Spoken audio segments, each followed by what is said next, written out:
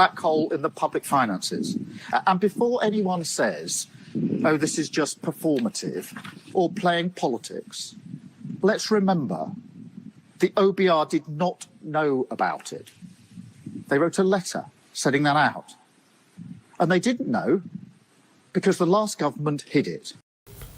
Hi guys, you are welcome back.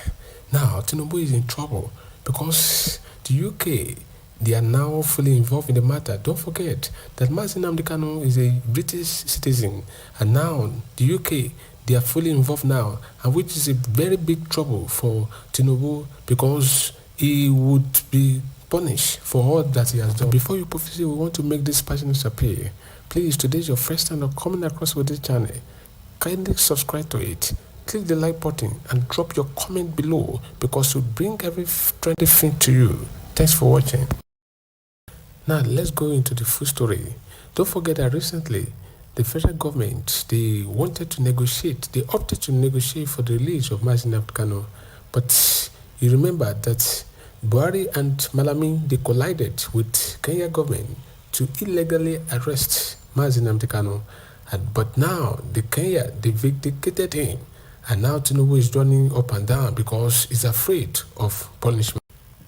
Don't forget that Tinubu was not the one that legally arrested Nnamdi Kanu, but there are 4 punishments that he will suffer because he does not listen. He wants to use this matter as a political gain. But UK, they've come out with this 4 punishment and to which he will suffer. And of course, you know that UK they are fully in charge now because Nnamdi Kanu is a British citizen and they are fully involved because they cannot be looking at their citizen going through this sovereign.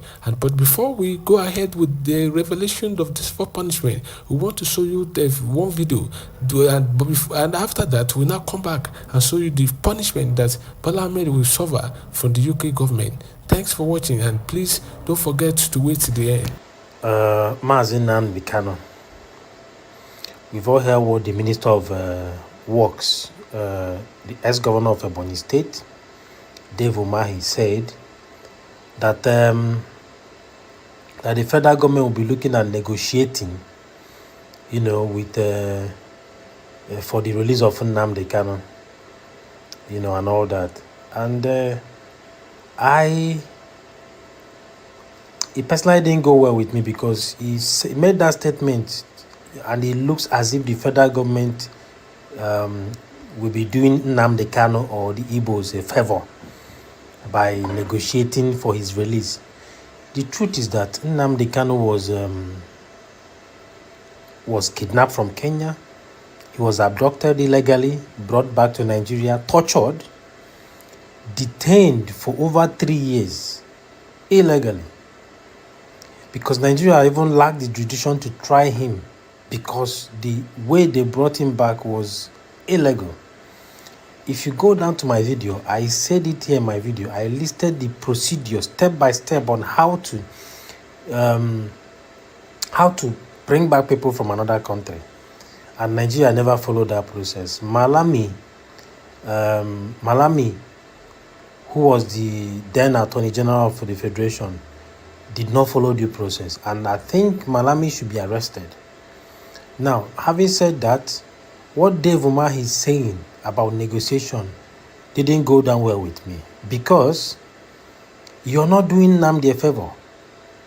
Federal government is already losing the case. Already in Kenya, the court have already said that it was illegal. So we are waiting for that judgment here in Nigeria. So you stop talking about negotiation. If you don't want to release him as you have kept him illegally, continue to keep him now. But if you want to release him, don't say it as if you're doing him a favor or doing Igbos a favor. You are releasing him because you have lost the case.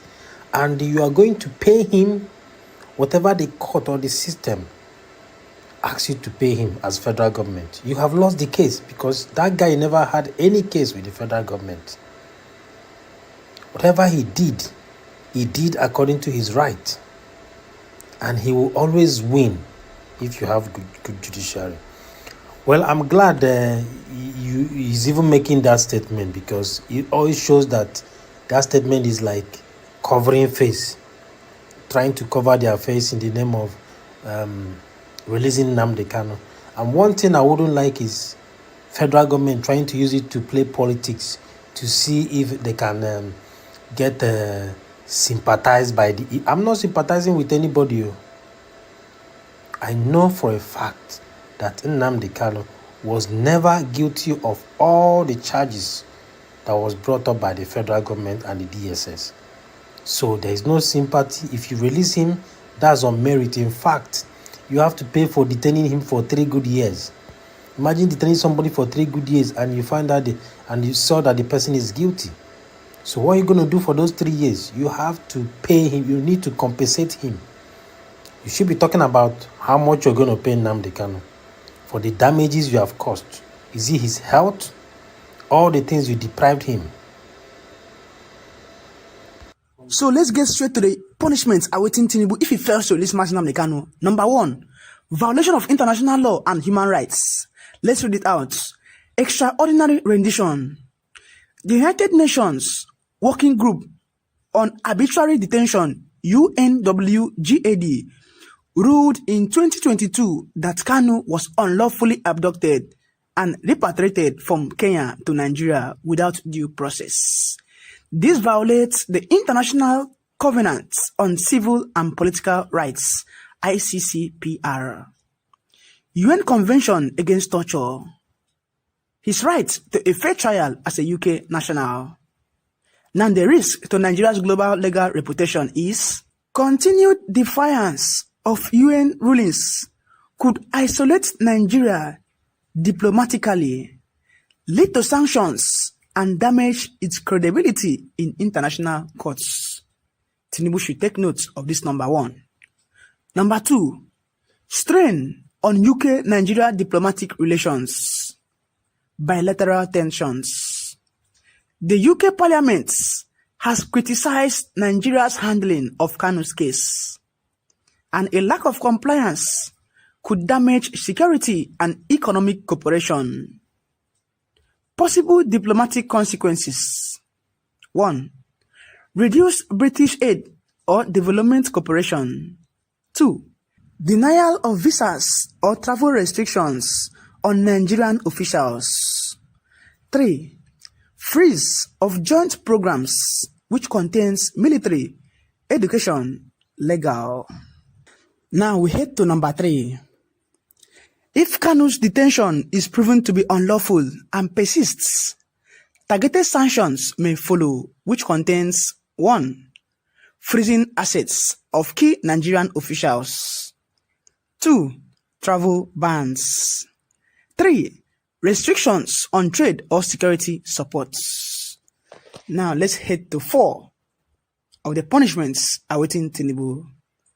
By continuing to hold Nnamdi Kanu as a British citizen in defiance of international law and domestic court orders, Nigeria risks worsening ethnic tension, damaging global alliance, and inviting diplomatic retaliations. Well, as far as I'm concerned, I don't want any issues with the UK. And Tinubu should try his best to make sure we all are exempted from the wrath of the UK. Because when the UK are going to descend on us, I pray he descends on only Tinubu and his officials, because I don't want to carry a cross I didn't plan for. Tinubu should release Nnamdi Kanu now, because Nnamdi Kanu is innocent and Nnamdi Kanu has no case to answer. The Kenyan High Court has vindicated him. They have declared that he's innocent and his fundamental human rights was abused. He was tortured and he was illegally related back to Nigeria. Tinubu should release him now. He should not bite more than he can chew, because I don't want any sanctions to hit on me. Well, at this point, I'm going to allow you guys to tell me what you feel about this in the comment section below. Do want to like this video, share this video and make it go viral. And most importantly, don't forget to hit the subscribe bell below so you don't miss any trending updates.